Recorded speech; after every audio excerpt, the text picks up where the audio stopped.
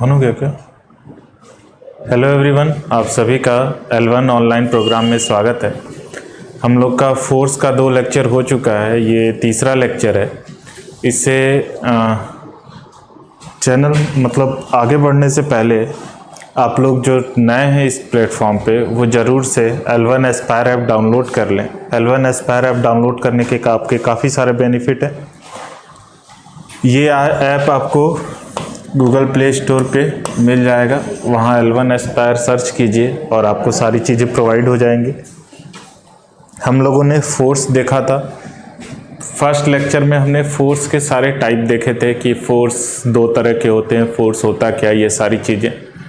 उसके बाद हमने ये देखा था कि न्यूटन का फर्स्ट लॉ क्या था। पहले उसे 2 मिनट में रिकॉल कर लेते हैं, उसके बाद देखते हैं क्या क्या है। हमने देखा था फोर्स कि फोर्स किसी तरह का भी क्या होता है, फोर्स किसी तरह का पुल और पुश होता है, जिसका ऐसा unit newton, CGS unit dyne होता है। फोर्स हमारा वेक्टर क्वांटिटी होता है। इफेक्ट ऑफ फोर्स में change in shape, change in size, change in position, change in direction और चेंज इन स्टेट था। उसके बाद टाइप ऑफ फोर्स में बैलेंस्ड और अनबैलेंस्ड फोर्स था। कॉम्बिनेशन ऑफ फोर्स में बैलेंस और अनबैलेंस्ड फोर्स था। बैलेंस्ड फोर्स वो होता है जिसमें रिजल्टेंट फोर्स 0 हो, और अनबैलेंस्ड फोर्स वो फोर्स है जिसमें रिजल्टेंट फोर्स 0 ना हो।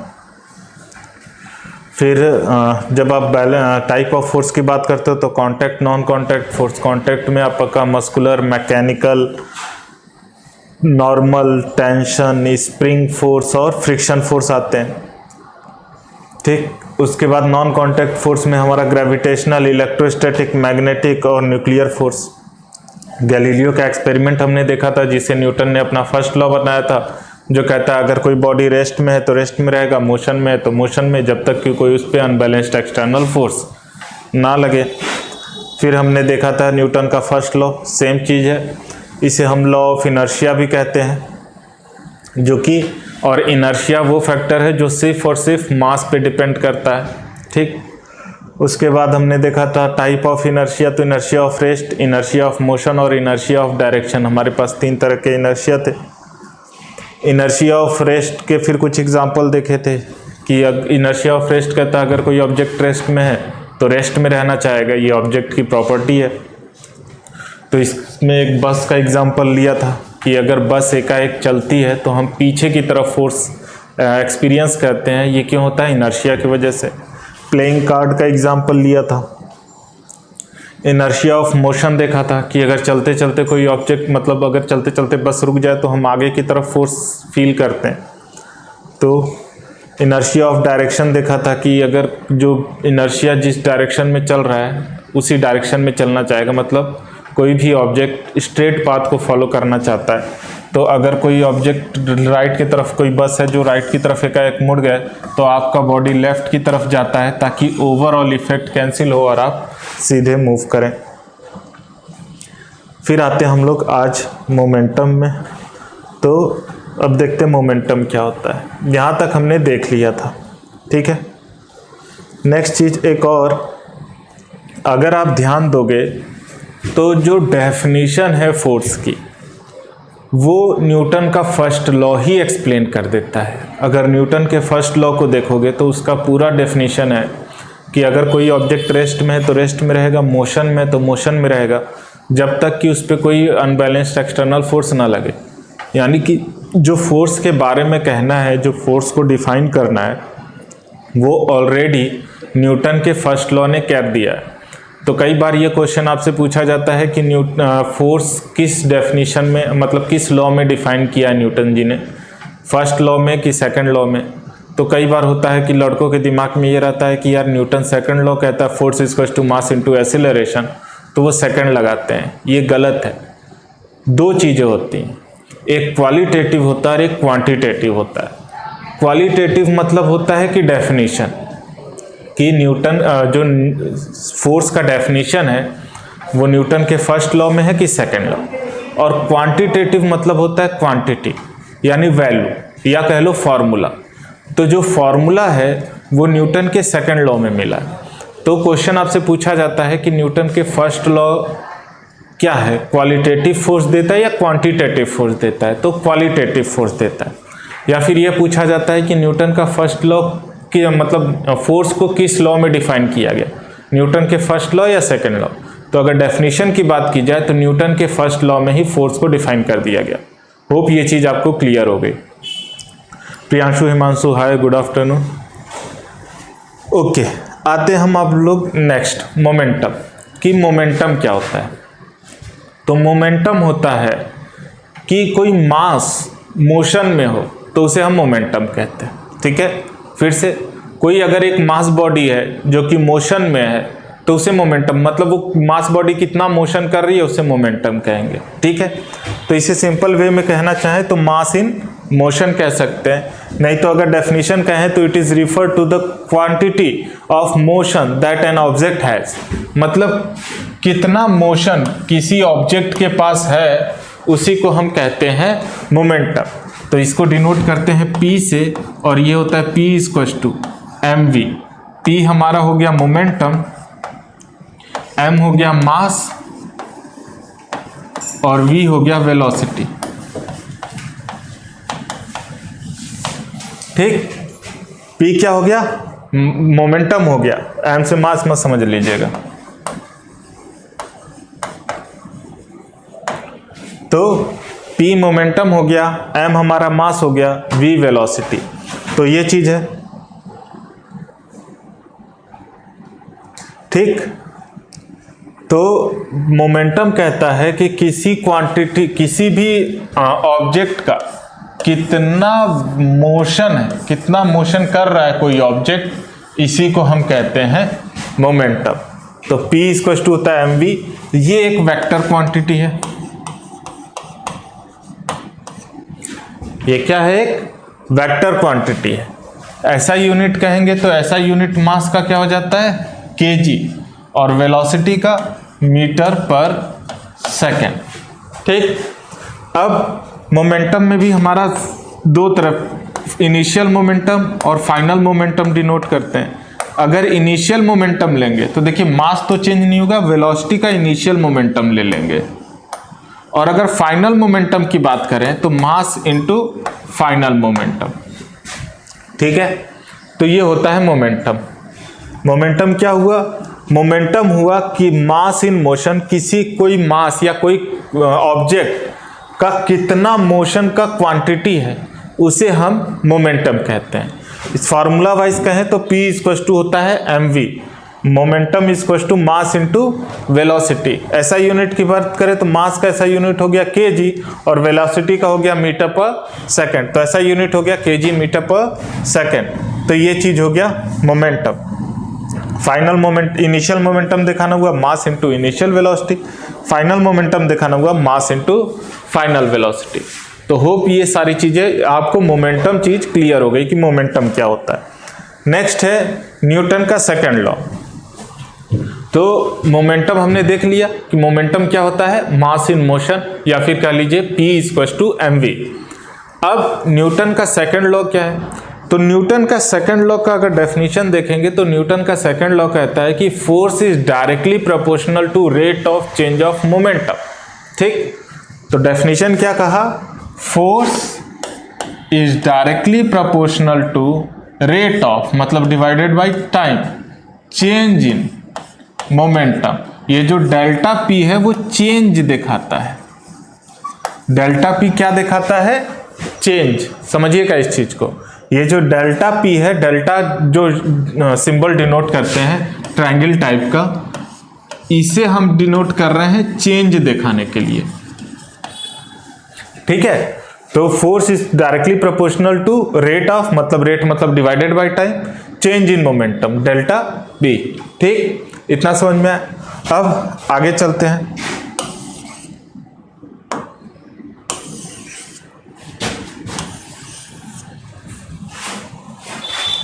अब अगर इसे हम थोड़ा और मॉडिफाई करें तो हम लिख सकते हैं F is directly proportional to change in momentum. Change मतलब final momentum minus initial momentum divided by T। सही है। आगे अगर हम वैल्यू रखें तो फाइनल मोमेंटम मतलब मास into final velocity, initial momentum mass into initial velocity divided by T, ये फोर्स हो गया। अगर हम मास कॉमन ले लें तो हमारा आया v minus you divided by T.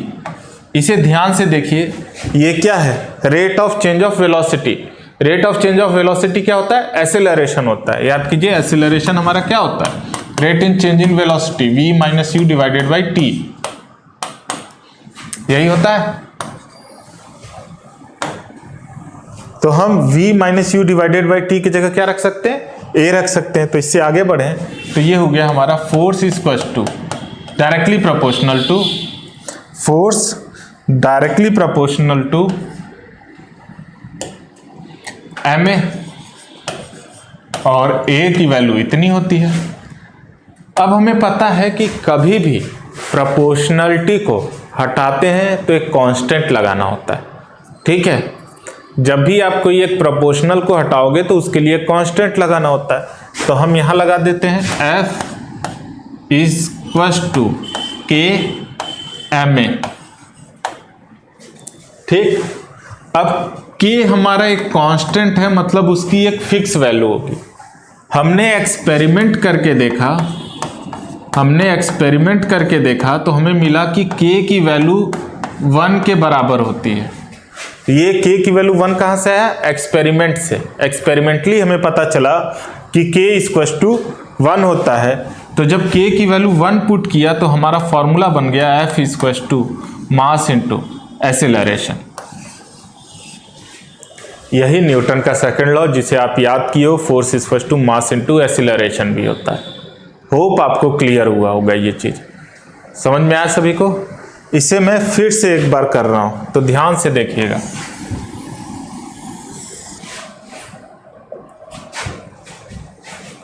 फिर से क्या हमने कहा कि जो न्यूटन का सेकंड लॉ है उसका डेफिनेशन है कि force is directly proportional to rate of change of momentum.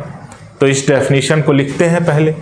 यानी क्या कह रहा है डेफिनेशन, कि force is directly proportional to rate of, मतलब divided by time, rate change in momentum. Change के लिए सिंबल डेल्टा यूज करते हैं, मोमेंटम के लिए p यूज करते हैं, ठीक। फिर से बता रहा हूं कि जो ये डेल्टा है ये ट्रायंगल टाइप का होता है, और ये हम डिनोट करते हैं चेंज दिखाने के लिए कि ये हमारा क्या शो कर रहा है, चेंज। अब चेंज इन मोमेंटम मतलब final momentum minus initial momentum divided by T, ठीक। Change in force directly proportional to rate मतलब डिवाइडेड बाय टी, चेंज मतलब final momentum minus initial momentum. अब फाइनल मोमेंटम क्या होता है, मास इनटू फाइनल वेलोसिटी। तो mv minus initial momentum mass into initial velocity divided by T. फिर आप क्या कीजिए, मास को कॉमन ले लीजिए, तो आपका आया v minus you divided by T. Mass आपने कॉमन लिया तो ये आया। अब ये देखिए v minus you divided by T, ये आपका a है, एसिलरेशन है ना। एसिलरेशन क्या कहता है, a होता है rate of change in velocity. तो ये चेंज इन वेलोसिटी है, किस रेट से, तो v minus you divided by T को हम a लिख सकते हैं। तो यहाँ से हमारा बना कि force is directly proportional to mass into acceleration, ठीक। प्रोपोर्शनल को हटाएंगे तो एक कांस्टेंट लगता है, वो हमने ले लिया k m इंटू ए, ठीक है, k m इंटू ए। k हमारा क्या है, कांस्टेंट है। जब भी प्रोपोर्शनल हटाते हैं तो एक कांस्टेंट लगाते हैं। फिर अब हमारा एक्सपेरिमेंटली आया है कि k की वैल्यू हमारा कितना होता है, 1। तो हमने फॉर्मूला फिर k की जगह 1 पुट किया तो फोर्स इक्वल्स टू आया ma। तो ये आपका डेरिवेशन है कि जो फोर्स डेफिनेशन जो कहता है force directly proportional to rate of change of momentum, यहाँ से ये चीज़ कैसे आया कि फोर्स इक्वल्स टू हुआ ma। होप आपको क्लियर हो गया होगा। किसी कोई डाउट तो पूछ सकता है, जल्दी से कमेंट कीजिए कहीं कोई डाउट है तो। किसी को भी कोई डाउट हो तो कमेंट कीजिए, नहीं तो आगे बढ़ा जाए। अंजलि, वैष्णवी, सबको खुशबू, सभी गुड आफ्टरनून। कमेंट कीजिए अगर आपको कहीं कोई डाउट है तो, नहीं तो आगे बढ़ा जाए।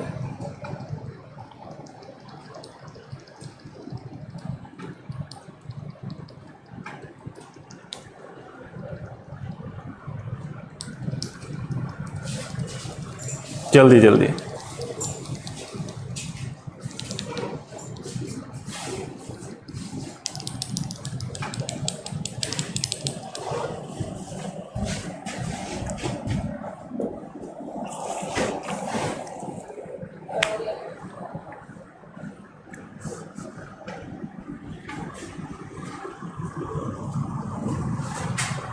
ओके, तो आपकी तरफ से कोई डाउट नहीं आया है, मतलब कि सारी चीज़ें आप तो को यहाँ तक समझ में आई। तो अगर आप यहाँ ध्यान दो तो यहाँ पे हमें फोर्स का एक फॉर्मूला मिल गया कि force equals to mass into acceleration होता है, ठीक। अगर तो यहाँ पे हमें क्या मिला, यहाँ हमें मिल गया फोर्स का एक फॉर्मूला, यानी फोर्स का क्वांटिटेटिव वैल्यू, मतलब फोर्स के लिए हमें एक फॉर्मूला मिल गया। तो न्यूटन फर्स्ट लॉ क्या दिया, क्वालिटेटिव, मतलब उसने हमें डेफिनेशन दिया फोर्स का, लेकिन जो न्यूटन का सेकंड है उसने क्वांटिटेटिव दिया, मतलब कि एक वैल्यू, एक फॉर्मूला हमें बता दिया कि फॉर्मूला क्या होता है, ठीक। होप आपको क्लियर है। आते हैं आगे, ठीक। अब आता है कि न्यूटन के सेकंड लॉ से न्यूटन के फर्स्ट लॉ को डिफाइन कीजिए। जैसे न्यूटन का सेकंड लॉ क्या कहता है, न्यूटन का सेकंड लॉ कहता है कि force is directly proportional to rate of change of momentum, जहां से हमने फॉर्मूला निकाला कि फोर्स इक्वल टू होता है मास इनटू एक्सीलरेशन। हमारा फॉर्मूला क्या बना, force equal to mass into acceleration. अब हम कह रहे हैं कि हम इससे न्यूटन, ये जो न्यूटन का सेकंड लॉ है, इससे न्यूटन के फर्स्ट लॉ को डिराइव करें। कैसे करेंगे इसे देखते हैं। क्या है हमारा, Newton force equal to mass into acceleration. Newton का फर्स्ट लॉ कहता क्या है उसे देख लेते हैं। जब फर्स्ट लॉ की बात करेंगे तो वो कहता है कि अगर कोई ऑब्जेक्ट रेस्ट में है तो रेस्ट में रहना चाहेगा, मोशन में है तो मोशन में, जब तक कि उस पर अनबैलेंस्ड एक्सटर्नल फोर्स ना लगे। मतलब अगर हम अनबैलेंस्ड एक्सटर्नल फोर्स को जीरो कर दें तो अगर कोई ऑब्जेक्ट रेस्ट में है शुरुआत में, यानी उसका वेलोसिटी जीरो है, तो वो बाद में भी रेस्ट में रहेगा, उसका फाइनल वेलोसिटी भी जीरो रहेगा। अगर वो मोशन में है, यानी कि उसकी इनिशियल वेलोसिटी कुछ x मीटर पर सेकंड है, तो उसका फाइनल वेलोसिटी भी x मीटर पर सेकंड ही रहना चाहिए, उसकी वैल्यू चेंज नहीं होना चाहिए। x मतलब 2, 4, 6 जो भी रहेगा। तो ये न्यूटन का फर्स्ट लॉ कहता है। फिर से हम कह रहे हैं न्यूटन के सेकंड लॉ से न्यूटन के फर्स्ट लॉ को डिराइव कीजिए। तो न्यूटन का सेकंड लॉ कहता है कि force equal to mass into acceleration, हमने अभी निकाला डेरिवेशन से। अब हम कह रहे हैं कि जो फर्स्ट लॉ है न्यूटन का, इससे निकालिए। तो न्यूटन का फर्स्ट लॉ क्या कहता है कि अगर कोई भी अनबैलेंस्ड एक्सटर्नल फोर्स ना लगे किसी भी ऑब्जेक्ट पे, तो वो ऑब्जेक्ट रेस्ट में है तो रेस्ट में रहेगा, मोशन में है तो मोशन में रहेगा। यही चीज है, यानी अगर हमारा अनबैलेंस्ड एक्सटर्नल फोर्स जीरो हो गया तो ऑब्जेक्ट जो रेस्ट में, यानी उसकी इनिशियल वेलोसिटी जीरो है, तो वो बाद में भी रेस्ट में रहेगा, उसकी फाइनल वेलोसिटी भी जीरो रहेगी। अगर ऑब्जेक्ट मोशन में है, यानी उसकी वैल्यू x है, तो बाद में भी वो मोशन में रहेगा, उसकी वेलोसिटी x ही रहेगी। मोशन यानी यूनिफॉर्म मोशन, उसकी वेलोसिटी चेंज भी नहीं होगी। क्लियर हुआ इतना? ये चीज करके देखना है तो करते हैं। तो हमने कहा अगर फोर्स जीरो है तो हमें फोर्स की वैल्यू जीरो लेनी है, यानी मास इंटू एक्सीलरेशन की वैल्यू क्या होगी, जीरो। अब देखिए मास कभी जीरो नहीं हो सकता। मास क्या होता है, क्वांटिटी ऑफ मैटर, किसी फिजिकल क्वांटिटी का, जो अगर कोई भी ऑब्जेक्ट है तो उसका मास होगा। एयर, इवन स्मॉल हाइड्रोजन का भी जो होता है वो मास होता है, एयर का भी मास होता है, सबका मास होता है। केमिस्ट्री में आपको बताया गया होगा ये सारी चीजें। तो अगर सभी चीज का मास है तो हमारा क्या होगा, मास जीरो नहीं हो सकता, यानी एक्सीलरेशन को हमारा जीरो होना होगा। दो का प्रोडक्ट जीरो है, अगर दो में से एक जीरो नहीं है तो जाहिर सी बात है एक्सीलरेशन जीरो होगा। अब एक्सीलरेशन को एक्सपेंड करते हैं। एक्सीलरेशन का फॉर्मूला होता है v minus you divided by t equal to zero, यानी v minus u equal to zero into t. अब जीरो से कुछ भी मल्टीप्लाई करे जीरो आता है, यानी v minus u equal to zero, यानी यहां से आ गया v इक्वल टू यू। हमारा क्या मिला? v इक्वल टू यू मिला। अब ध्यान दीजिए, अगर हमने इनिशियल वेलोसिटी जीरो रखा, यानी ऑब्जेक्ट किस में था शुरू में? रेस्ट में, तो फाइनल वेलोसिटी भी क्या हो जाएगा? जीरो, या बाद में, फिर इसका मतलब बाद में भी वो किस में रहेगा? रेस्ट में। यानी अगर कोई ऑब्जेक्ट रेस्ट में है तो वो रेस्ट में रहेगा। अगर उसको कुछ वेलोसिटी मिल गया, अगर इनिशियल वेलोसिटी का पास x मीटर पर सेकेंड वेलोसिटी है, तो उसको बाद में भी x मीटर पर सेकेंड वेलोसिटी रहेगा, है ना, क्योंकि v u के बराबर है। तो अगर u x है तो v भी x होगा। यानी अगर कोई ऑब्जेक्ट मोशन में है तो वो कंटिन्यूअसली मोशन में रहेगा। यही तो न्यूटन का फर्स्ट लॉ था, यही लास्ट क्लास पे समझाया था, याद कीजिए। न्यूटन का फर्स्ट लॉ कहता था कि अगर कोई ऑब्जेक्ट रेस्ट में है तो रेस्ट में रहना चाहेगा, मोशन में है तो मोशन में रहना चाहेगा, जब तक कि उस पर कोई अनबैलेंस्ड एक्सटर्नल फोर्स ना लगे। यानी कि अगर उसका अनबैलेंस्ड एक्सटर्नल फोर्स जीरो हो गया तो ये कंडीशन सेटिस्फाई करेगा। तो यहां से न्यूटन के सेकंड लॉ से हमने न्यूटन के फर्स्ट लॉ को भी देखा। होप आपको ये सारी चीजें क्लियर हो गई होंगी, है ना। तो हमने क्या क्या देखा? हमने मोमेंटम देखा, हमने न्यूटन का सेकंड लॉ देखा, और हमने न्यूटन के सेकंड लॉ से न्यूटन के फर्स्ट लॉ को डिफाइन किया। ठीक।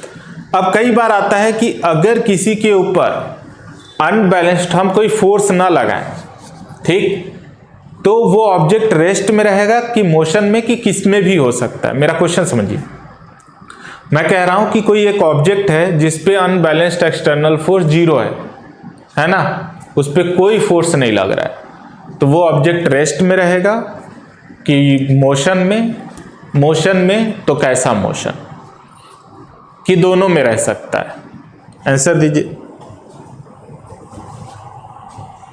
क्वेश्चन समझ में आ गया कि उस पर अनबैलेंस्ड एक्सटर्नल फोर्स जीरो, यानी कि अगर कोई ऐसा ऑब्जेक्ट है जिसपे मैं देख रहा हूं कि उस पर कोई फोर्स नहीं लग रहा है, तो वो किस सिचुएशन में रहना चाहिए? वो ऑब्जेक्ट कैसे रहना चाहिए? रेस्ट में रहना चाहिए, यूनिफॉर्म मोशन में रहना चाहिए, कि दोनों में रह सकता है?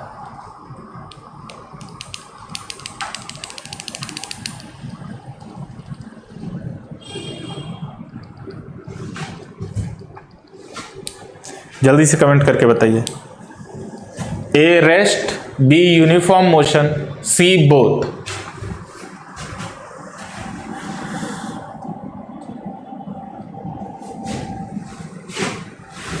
या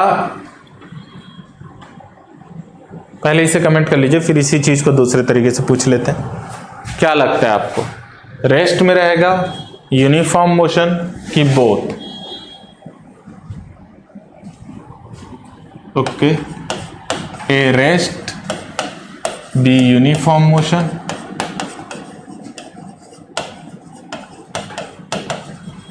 सी बोथ। इन तीनों में कौन सा सही होगा? ए बी सी बताइए।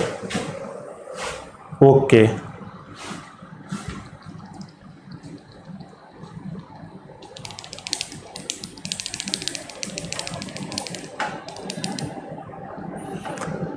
ठीक है। तो आंसर काफी लोगों ने किया है, बहुत सही है। खुशबू और निखिल, नहीं, यूनिफॉर्म मोशन में भी हो सकता है। अब इस चीज को समझिए, मैंने कहा नहीं निखिल, दोनों में रहेगा। क्या है, अभी आपने देखा ना, यहां पे क्या मैंने बताया, यही चीज तो बताया। अगर किसी के ऊपर फोर्स जीरो है तो या तो वो रेस्ट में रहेगा या तो वो यूनिफॉर्म मोशन में रहेगा, अगर उसकी वेलोसिटी चेंज नहीं होगी। इसे दूसरे तरीके से देखिए, जैसे एक एस्ट्रोनॉट होता है जो बाहर चला जाता है, मतलब अपने अर्थ से बाहर जब जाता है तो वो क्या होता है, देखा कीजिए, वो आराम से मूव करता रहता है ना। अगर उसके ऊपर कोई फोर्स नहीं लग रहा है तो भी वो क्या कर रहा है, मूव कर रहा है। तो क्यों मूव कर रहा है, वहां पे तो कोई फोर्स लग नहीं रहा है, तो वो जिस रेट से, जिस वेलोसिटी से मूव करेगा उसी वेलोसिटी से मूव करता रहता है ना। तो यही चीज मैंने बताया था, अगर किसी ऑब्जेक्ट के ऊपर अगर सारे फोर्सेस जीरो लग रहे हैं, फोर्स जीरो करने का मतलब यहां साफ है कि अनबैलेंस्ड एक्सटर्नल फोर्स जीरो है। अब ये मत कहिएगा कि सर वहां तो दो फोर्स एक दूसरे को कैंसिल आउट कर दे, तो नहीं, समझिए इस चीज को। मैं जहां जहां फोर्स जीरो कर रहा हूं वहां अनबैलेंस्ड एक्सटर्नल फोर्स को जीरो कर रहा हूं। फिर से मैं सारा कुछ बताता हूं। पहले तो मैंने कहा कि हम फोर्स क्या कर रहे हैं, जीरो।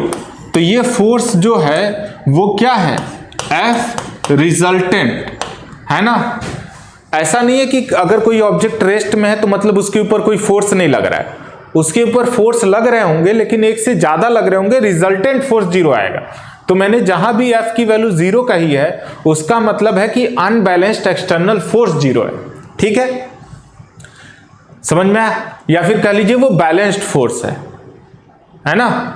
वो फोर्स कैसा है, बैलेंस्ड है। मतलब अगर मैं रेस्ट में हूं तो मैंने बताया था ग्रेविटी मेरे को नीचे की तरफ खींच रही है, नॉर्मल फोर्स ऊपर, मेरे पे एक से ज्यादा फोर्सेस लग रहे हैं। ऐसा नहीं है कि मेरे ऊपर फोर्स नहीं लग रहे हैं, एक से ज्यादा फोर्सेस लग रहे हैं और ये सारे फोर्सेस सभी को एक दूसरे को कैंसिल आउट करके मेरे को किस में रख दिए, रेस्ट में।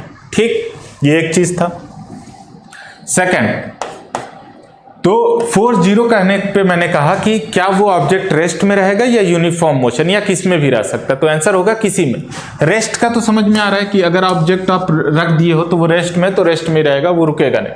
सेकंड, जैसे एस्ट्रोनॉट होते हैं उनका देखा करो, वो वैक्यूम में ऐसे मूव करते रहते हैं, है ना, बस मूव कर रहे हैं। पेंसिल भी देखोगे वो मूव करता रहता है, सीधे चलता जाएगा, वहां पे कौन फोर्स लगाने वाला है, ना ग्रेविटी है ना कुछ, फिर भी वो मूव करते जा रहा है। अगर वो मोशन में है तो कंटिन्यूअसली यूनिफॉर्म मोशन में है, उसके ऊपर जो फोर्सेस हैं वो क्या है, जीरो है। तो वो क्या है, मोशन में है, तो मोशन में ही है। तो अगर आपसे कोई क्वेश्चन पूछे कि रेस्ट में कि मोशन या दोनों में, तो हाँ यूनिफॉर्म मोशन में रहेगा, दो बोथ आंसर होगा, एक नहीं। होप क्लियर हो गया होगा। खुशबू और निखिल, अभी भी डाउट है तो बोल दीजिए, मैं इसे फिर से एक्सप्लेन कर दूंगा।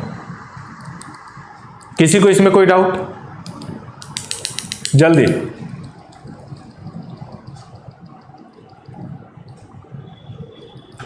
जल्दी से कमेंट कीजिए कि इसमें अभी कोई डाउट है तो मैं इसे फिर से बता दूं।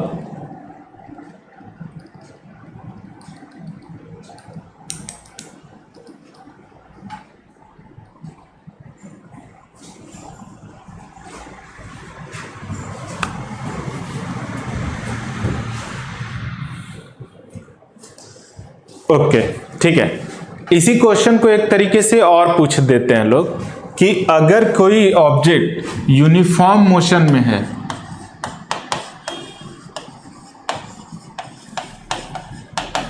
या इसे और करने के लिए कठिन, वो कह देंगे अगर कोई ऑब्जेक्ट मोशन में है तो उस पर फोर्स जीरो है, फोर्स जीरो नहीं है, या फिर नॉट डिफाइंड।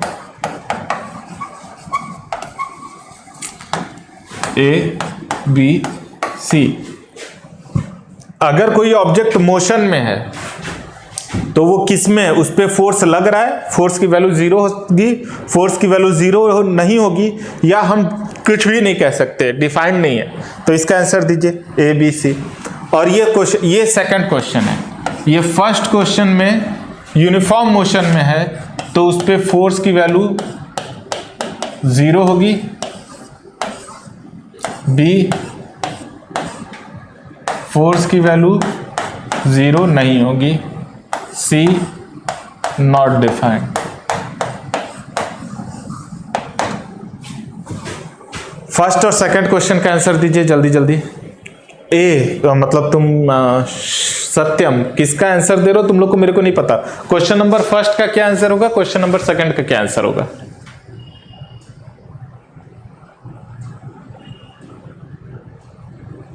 आप लोग आंसर दे रहे हो लेकिन बता नहीं रहे हो, फर्स्ट का आंसर दे रहे हो कि सेकंड का?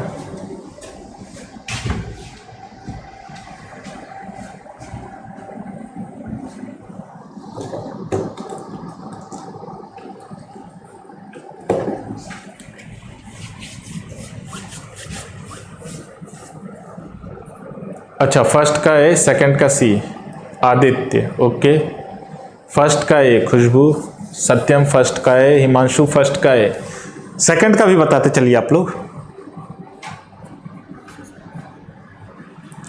आदित्य प्रियांशु फर्स्ट का ए ओके, खुशबू सेकंड का सी। ठीक है, काफी लोगों ने दे दिया, सही है। फर्स्ट का होगा ए की फोर्स 0 होगा, सेकंड का होगा सी नॉट डिफाइंड। जितने भी दिया खुशबू प्रियांशु सब ने सही है। क्या होगा देखिए, ये कैसा है, यूनिफॉर्म मोशन। यूनिफॉर्म मोशन है तो इसका एक्सेलरेशन ही 0 होगा, मतलब फोर्स इक्वल टू क्या होता है, मास इंटू एक्सेलरेशन। अगर यूनिफॉर्म मोशन है तो उसकी वेलोसिटी चेंज नहीं हो रही है, वेलोसिटी चेंज नहीं होगा तो एक्सेलरेशन 0, एक्सेलरेशन 0 तो फोर्स 0। सेकंड केस में कह रहा है कि ये मोशन में है, लेकिन मोशन कैसा है ये हमें नहीं बताया है। मोशन हमारा यूनिफॉर्म भी हो सकता है और मोशन हमारा नॉन यूनिफॉर्म भी हो सकता है। जब तक आप मोशन को बताओगे नहीं कि वो मोशन कैसा है, यूनिफॉर्म है कि नॉन यूनिफॉर्म है, आप कैसे कह सकते हो कि वो रेस्ट में होगा कि मोशन में। तो अगर यूनिफॉर्म होगा तो आंसर फर्स्ट होगा, नॉन यूनिफॉर्म होगा तो आंसर सेकंड होगा। लेकिन अगर सिर्फ मोशन आपने कहा है तो हम कुछ भी उसके बारे में नहीं कह सकते। तो होप आपको न्यूटन के सेकंड लॉ तक सारा चीज समझ में आ गया होगा। किसी को कोई डाउट है तो पूछ सकता है, किसी को भी कोई डाउट इससे रिलेटेड तो पूछ सकता है।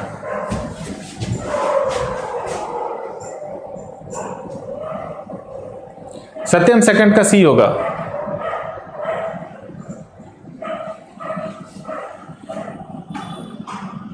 कोई ऐसा जिसको अभी भी कोई डाउट है तो वो पूछ सकते हो।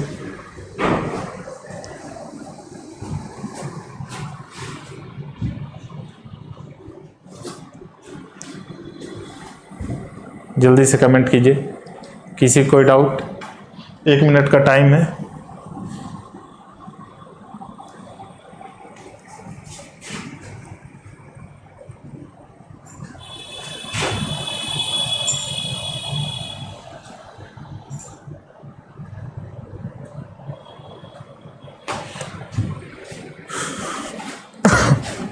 जल्दी से।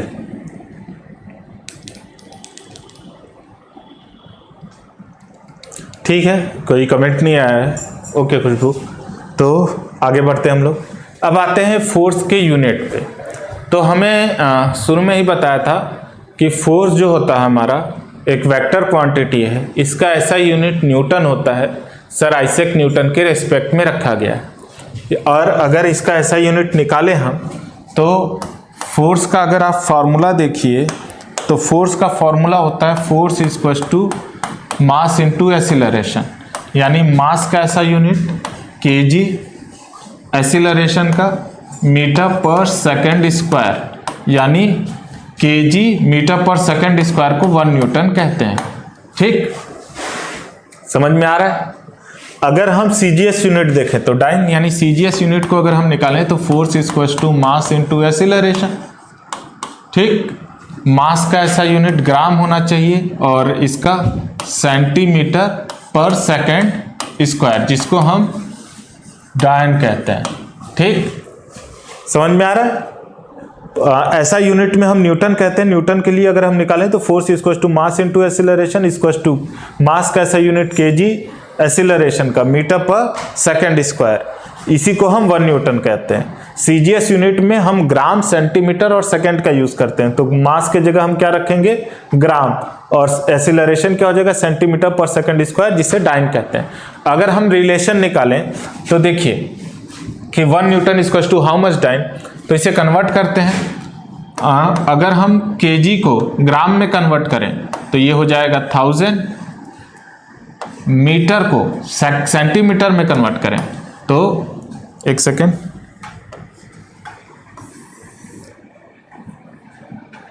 करते हैं फिर से। हम केजी को ग्राम में कन्वर्ट करते हैं, तो केजी को अगर हमने ग्राम में कन्वर्ट किया तो आया 1000 ग्राम हो गया। मीटर को सेंटीमीटर, 100 सेंटीमीटर पर सेकंड स्क्वायर, ये कितना आ जाएगा 10, 2, 3, 4, 5 ग्राम सेंटीमीटर पर सेकंड स्क्वायर। देखिए ग्राम सेंटीमीटर पर सेकंड स्क्वायर क्या है, डाइन है, और ये कितना है 50, यानी हम लिख सकते हैं 1 न्यूटन इक्वल्स टू 10⁵ डाइन। तो ये हमारा 1 न्यूटन मतलब ऐसा यूनिट और सीजीएस यूनिट में रिलेशन आ गया। समझ में आ गया होगा आपको। हमने 1 न्यूटन को ही कन्वर्ट किया है। 1 न्यूटन मतलब केजी मीटर पर सेकंड स्क्वायर, केजी की जगह हमने ग्राम रख दिया, मीटर की जगह सेंटीमीटर रख दिया, तो हमारा आया 1 के आगे 50 ग्राम सेंटीमीटर पर सेकंड स्क्वायर। ग्राम सेंटीमीटर पर सेकंड स्क्वायर को हम डाइन कहते हैं, तो ग्राम सेंटीमीटर पर सेकंड स्क्वायर की जगह डाइन रख दिया, और 5 यानी 10⁵, यानी 1 न्यूटन कितने के बराबर आ गया, 10⁵ डाइन, जिसे आपको याद भी कराया गया है। तो होप ये कैसे आया ये भी आपको क्लियर हो गया होगा। आगे आते हैं, एक और ऐसा यूनिट है जिसे हम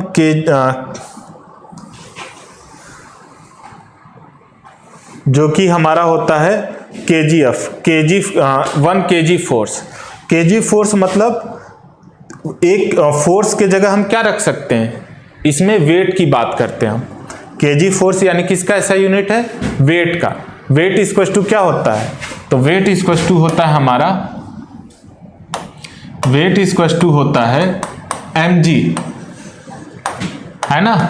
m यानी मास को 1 kg लीजिए, g a की जगह हम g रखेंगे, g की वैल्यू कितनी होती है 9.8 मीटर पर सेकेंड स्क्वायर, है ना। अब ये क्या हुआ 1 kg, इसे मल्टीप्लाई कीजिए तो कितना आएगा 1 × 9.8, 9.8 kg मीटर पर सेकेंड स्क्वायर। kg मीटर पर सेकेंड स्क्वायर 1 न्यूटन के बराबर होता है, तो इसे हम क्या लिख सकते हैं 9.8 न्यूटन, यानी 1 kg फोर्स जो होगा वो 9.8 न्यूटन के बराबर होगा, ठीक है। और नेक्स्ट है 1 ग्राम फोर्स। ग्राम फोर्स में वो बस 981 डाइन आ जाएगा। तो किसी को अभी भी कोई डाउट तो पूछ सकता है इसमें। होप ये भी आपको क्लियर हो गया, ऐसा यूनिट सारे। किसी कोई डाउट यूनिट्स में अभी भी तो पूछ सकता है, जल्दी जल्दी कमेंट कीजिए ताकि हम लोग जल्दी से इसे पोर्शन को कवर करें। किसी को यूनिट ऑफ फोर्स में कोई डाउट है तो पूछ सकते हो। कोई ऐसा जिसको लगता है यूनिट समझ में नहीं आया तो पूछ सकता है। सारे यूनिट इजी से थे। रिलेशन कैसे 1 न्यूटन इक्वल टू 10⁵ डाइन आया, समझ में आ गया होगा। CGS यूनिट डाइन होता है। डाइन क्या होता है, ग्राम सेंटीमीटर पर सेकेंड स्क्वायर। ये ऐसा यूनिट न्यूटन होता है। न्यूटन क्या होता है, kg मीटर पर second square, 1 Newton. Okay Priyanshu, kilogram force तुम्हें फिर से सुनना है। ओके मैं फिर से बता दे रहा हूँ, लेकिन याद रखो किलोग्राम फोर्स जो होता है वो 9.8 न्यूटन के बराबर होता है, और ग्राम फोर्स जो होता है, जो ग्राम फोर्स है वो होता है 981 डाइन के बराबर। ओके प्रियांशु, मैं तो तुम्हारे डाउट को फिर लेके चलते हैं। चलो प्रियांशु, पहले तो ये देख लो कि हमने बताया न्यूटन, 1 न्यूटन इक्वल टू होता है 1 newton equal to 1 kg metre पर सेकंड स्क्वायर। ये इतने के बराबर होता है। कैसे आया, ये आया force equal to mass into acceleration से, है ना। मास का ऐसा यूनिट kg, एक्सीलरेशन का मीटर पर सेकंड स्क्वायर, ठीक है। तो 1 न्यूटन को हम 1 kg मीटर पर सेकंड स्क्वायर भी लिख सकते हैं। होप इतना समझ में आए। आगे बढ़ते हैं। अब क्या है, अब हमें निकालना है 1 kg फोर्स। 1 kg फोर्स का मतलब ये वेट को कह रहा है कि 1 kg यानी 1 kg वेट पे कितना फोर्स लगेगा ग्रेविटी के थ्रू, ठीक। क्वेश्चन क्या है कि अगर हमने 1 किलो का ले लिया वेट, तो उस पर अर्थ कितना फोर्स अपने ऊपर लगाएगा। तो निकालते हैं। फोर्स इक्वल टू क्या होता है, मास इंटू एक्सीलरेशन, और अर्थ के केस में acceleration due to gravity. m की वैल्यू कितनी है 1 kg, और एक्सीलरेशन ड्यू टू ग्रेविटी की 9.8 मीटर पर सेकेंड स्क्वायर। सही है। m की जगह 1 kg और g की जगह 9.8 मीटर पर सेकेंड स्क्वायर। आगे चलते हैं। 1 kg और 1 × 9.8 करेंगे तो ये आएगा 9.8 kg मीटर पर सेकेंड स्क्वायर। ठीक है, अब kg मीटर पर सेकेंड स्क्वायर ही तो 1 न्यूटन के बराबर है, तो हम 1 kg मीटर पर सेकेंड स्क्वायर की जगह न्यूटन रख दें तो ये आ जाएगा 9.8 न्यूटन, यानी 1 kg of equals to 9.8 newton, यानी 1 kg सब्सटेंस पे 9.8 न्यूटन फोर्स लगता है। होप ये भी क्लियर हो गया होगा। प्रियांशु, अभी भी डाउट है तो पूछ सकते हो जल्दी। इसी तरह आप 1 ग्राम फोर्स पे भी 981 डाइन लगता है, ये भी निकाल सकते हैं।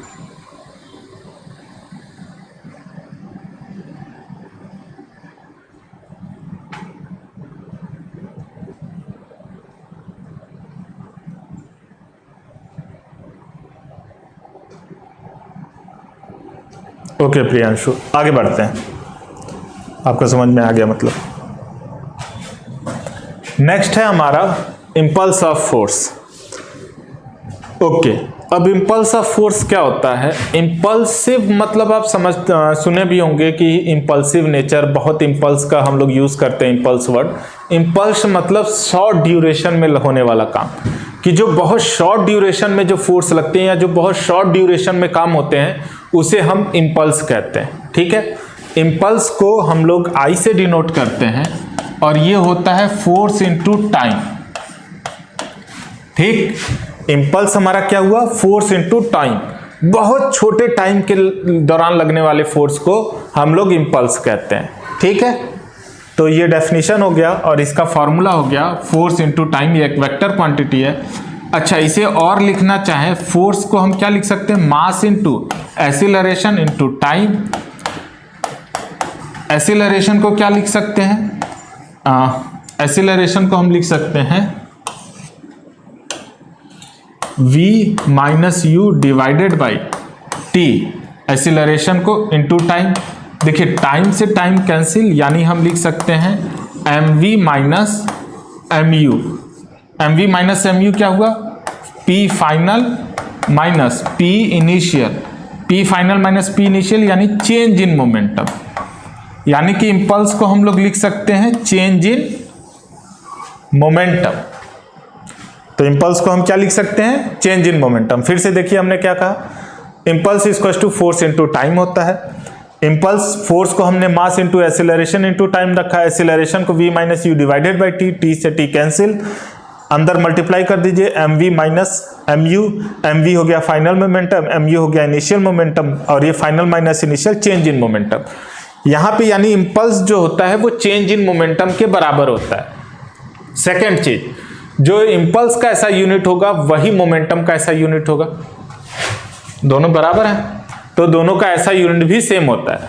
तो कई बार आपसे क्वेश्चन ये पूछ दिया जाता है कि कौन से ऐसे दो फिजिकल क्वांटिटी हैं जिसका ऐसा यूनिट सेम होता है, तो क्या होगा? इंपल्स होगा और दूसरा मोमेंटम। इन दोनों का फिजिकल, ये दोनों ऐसे फिजिकल क्वांटिटी हैं जिनका ऐसा यूनिट हमारा सेम होता है। ठीक, आगे बढ़ते हैं। तो ये चीज क्लियर हो गया। नेक्स्ट है, अब अगर आप यहां से देखें तो यहां से हम लिख सकते हैं force is equal to impulse upon time. Force को क्या लिख सकते हैं? Impulse upon time. अगर इंपल्स को हम कांस्टेंट की तरह ट्रीट करें, यानी force inversely proportional to time. इस चीज को बहुत ध्यान से समझिएगा कि force inversely proportional to time, यानी अगर हम टाइम बढ़ाएंगे तो फोर्स की वैल्यू घटेगी। इस चीज को ध्यान दीजिए, अगर हम टाइम बढ़ाएंगे तो फोर्स की वैल्यू घटेगी, क्योंकि फोर्स इनटू टाइम हमारा इंपल्स को हम कांस्टेंट की तरह ट्रीट कर रहे हैं। अगर हमारा इंपल्स कांस्टेंट हुआ तो फोर्स इनवर्सली प्रोपोर्शनल हो जाएगा टाइम के। ठीक, यानी अगर हम किसी भी इवेंट का टाइम बढ़ाएं तो उस पर फोर्स कम लगेगा। ठीक, इसके एग्जाम्पल देके हम समझते हैं कि मैं क्या कहना चाह रहा हूं। तो देखिए, जैसे कि कैचिंग अ बॉल। अब क्या होता है, अगर आपने क्रिकेट देखते ही होगे, ऑब्वियसली देखते होगे, तो कभी देखना जब कोई भी फील्डर बॉल को कैच करता है तो बॉल को पीछे की तरफ खींचता है थोड़ा सा, है ना। कभी भी ऐसे करके कैच करोगे गिरने का चांस ज्यादा होता है, वो हमेशा पीछे खींचता है बॉल को। तो ये बॉल पीछे क्यों खींच रहा है, इससे क्या बेनिफिट होगा, इससे क्या मतलब है। तो देखिए जब बॉल को वो पीछे खींच रहा है ना, तो बॉल हाथ में आने के कुछ देर बाद तक हाथ में रह रहा है, यानी वो क्या बढ़ा रहा है, उसका टाइम। हमने अभी क्या समझा कि फोर्स जो है इनवर्सली प्रोपोर्शनल है टाइम के। अगर आप टाइम बढ़ाओगे तो फोर्स की वैल्यू घटेगी, टाइम घटाओगे फोर्स वैल्यू बढ़ेगी। तो जब आप पीछे की तरफ खींचते हो तो क्या होता है, टाइम आप बढ़ा रहे हो, टाइम इंक्रीज कर रहे हो, तो फोर्स क्या करेगा, डिक्रीज करेगा। तो आपके हाथ पे जो बॉल का इंपैक्ट है, जो बॉल फोर्स लगा रहा है वो कम लगेगा, तो उसका उछल के बाहर जाने का चांस कम हो जाता है, रिबाउंस करने का चांस कम हो जाता है। इसीलिए बॉलर जब भी या फील्डर जब भी बॉल कैच करता है, बॉल को पीछे की तरफ खींचता है। होप क्लियर होगा। और एग्जांपल देखते हैं, जैसे कि सैंड के ऊपर गिरना हो गया। अब क्या हुआ, अगर मैं कहूं कि आपको एक फर्श पे एकदम मार्बल है, 3 तल्ला से मार्बल पे गिराया जाए और 3 तल्ला से आपका जो नीचे पूरा सैंड रखा हुआ है उस पे गिराया जाए, आपको किस पे चोट कम लगेगा। तो ऑब्वियसली सैंड वाले पे। क्यों कम लगेगा, तो समझिए इसे। जब आप सैंड पे गिरते हो तो सैंड क्या होता है, एकदम ऐसे मोशन पे आके तुरंत रेस्ट में नहीं आते हो, उसमें धीरे धीरे धंसते जाते हो। जब धीरे धीरे धंसोगे उसमें तो क्या होगा, टाइम बढ़ेगा, है ना। जब तक रेस्ट में आने में तुम्हारा टाइम बढ़ेगा ना। मान लो यहाँ पे तुम्हारा यहाँ से बालू है, तुम यहाँ कूदे और धंस के यहाँ तक गए, तो इतना जाने के लिए कुछ टाइम लोगे। तो ये टाइम को हमने क्या किया, बढ़ा दिया। टाइम जब बढ़ गया तो हमारे ऊपर जो फोर्स लगा, जो इंपैक्ट लगा, वो क्या हो गया, कम हो गया। ठीक है, हाँ खुशबू सही है, सैंड पे हमें फोर्स कम लगेगा। ठीक, और एग्जांपल देख लेते हैं। मूविंग ट्रेन और बस। अगर आप कभी भी मूविंग ट्रेन और बस से उतरते हो तो भी ध्यान दिया करो। जैसे कई बार लोग कहते हैं ना कि अगर बस से उतर रहे हो आप या ट्रेन से उतर रहे हो, तो हमने न्यूटन के इनर्शिया ऑफ मोशन में देखा था, तुरंत गिर जाते हैं। लेकिन अगर आप उतरो तो थोड़ी दूर दौड़ के उतरते हैं लोग, ध्यान देना। कभी भी बस से उतरते हैं तो तुरंत खड़े नहीं उतरते हैं, जैसे उतरा थोड़ी देर दौड़ते हैं।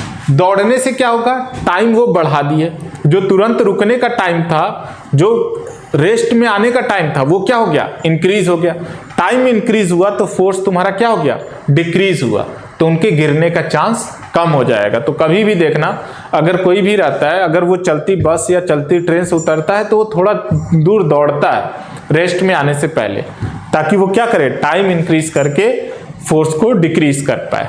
ठीक, और एग्जांपल देखते हैं। जैसे कि तुम्हारा स्प्रिंग होता है व्हीकल में, है ना, वो भी झटके से रोकने के लिए कि कोई झटका ना लगे तुम्हें। स्प्रिंग क्या करता है, जैसे आप एकाएक कहीं गड्ढा आ गया, कहीं कुछ आ गया, तो जर्क लगेगा, फोर्स बहुत तगड़ा लगेगा आपके ऊपर। तो स्प्रिंग होता है, स्प्रिंग दबता है और स्ट्रेस होता है, तो एकाएक तुरंत नहीं आता है रेस्ट में। जब दबेगा स्प्रिंग तो वो क्या करेगा, दबने में थोड़ा टाइम लेगा। जब टाइम लेगा तो आपका टाइम बढ़ेगा तो आपके ऊपर फोर्स कम लगेगा, जर्क कम लगेगा। तो जैसे बाइक वाइक पे देखा करो, आगे पूरा स्प्रिंग सॉकर होता है, स्प्रिंग रहता है पूरा। जब एकाएक ब्रेक लगाइए आप तो काफी अंदर तक वो धंसता है बाइक का आगे वाला पोर्शन। क्यों, ताकि जब वो एकाएक नहीं रुके, आपका पूरा शरीर थोड़ा अंदर गया फिर आया, तो जब स्प्रिंग के वजह से अंदर जा रहा है तो आपको टाइम मिल गया थोड़ा सा, जिसके वजह से आपके ऊपर फोर्स कम लग रहा है। आगे देख लेते हैं soft material packing. Soft material packing का क्या हुआ, जैसे कि अगर आपने कभी भी कोई ऑनलाइन ऑर्डर किया होगा कुछ भी, तो उस पर देखिए एक बबल रैप टाइप का पूरा लपेटते हैं और अंदर बहुत सारे सॉफ्ट चीजें डालते हैं।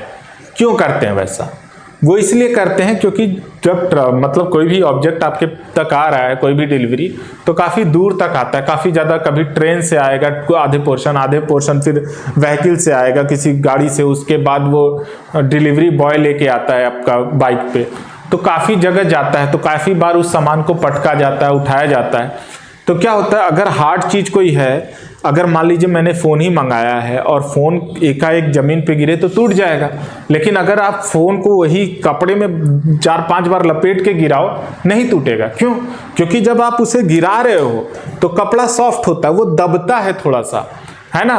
तो जब इस बार मोबाइल जब आप कपड़े में लपेट के गिराए तो कपड़ा थोड़ा सा दबने की वजह से उसका टाइम बढ़ गया। टाइम बढ़ने की वजह से जो फोर्स लग रहा है उस फोन पे वो कम लगने लगा, तो उसके फोन के डैमेज होने का चांस कम होता है। इसीलिए कोई भी आप सामान मंगवाइए वो डैमेज ना हो, इसीलिए उसे काफ़ी ज़्यादा अच्छे से रैप किया जाता है कई बार। ठीक है, तो इसीलिए ऑनलाइन ऑर्डर कुछ भी कीजिए तो उसमें ये सारी चीज़ें की जाती हैं। नेक्स्ट है एथलीट्स। एथलीट का भी वही कॉन्सेप्ट है, जैसे हमने एथलीट का बताया था कि अगर 100 मीटर रेस होता है तो 100 मीटर रेस दौड़ने के बाद वो कुछ देर दौड़ते जाते हैं। क्यों?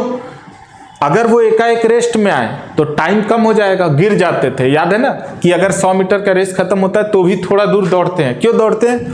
ताकि वो टाइम इंक्रीज कर सकते हैं।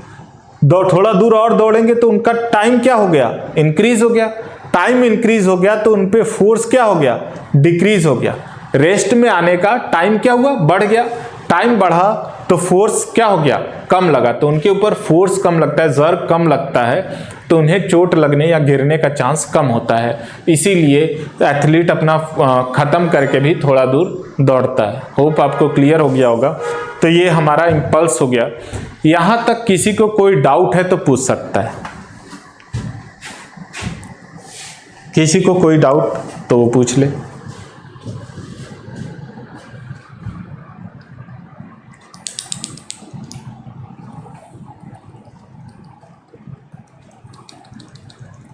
जल्दी।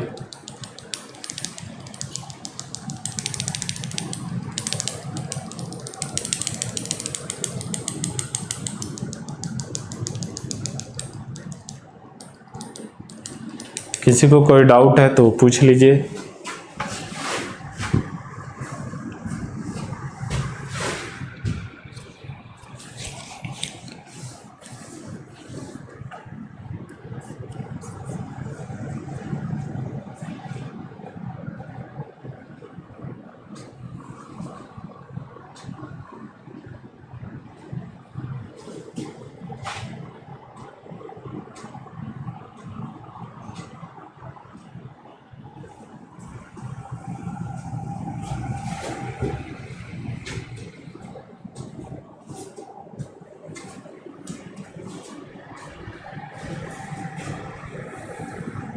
कहीं आपको कुछ समझ में नहीं आ रहा है या फिर कहीं कोई डाउट है तो आप पूछ लीजिए। तो यहाँ फिर ख़त्म करते हैं फिर इसे।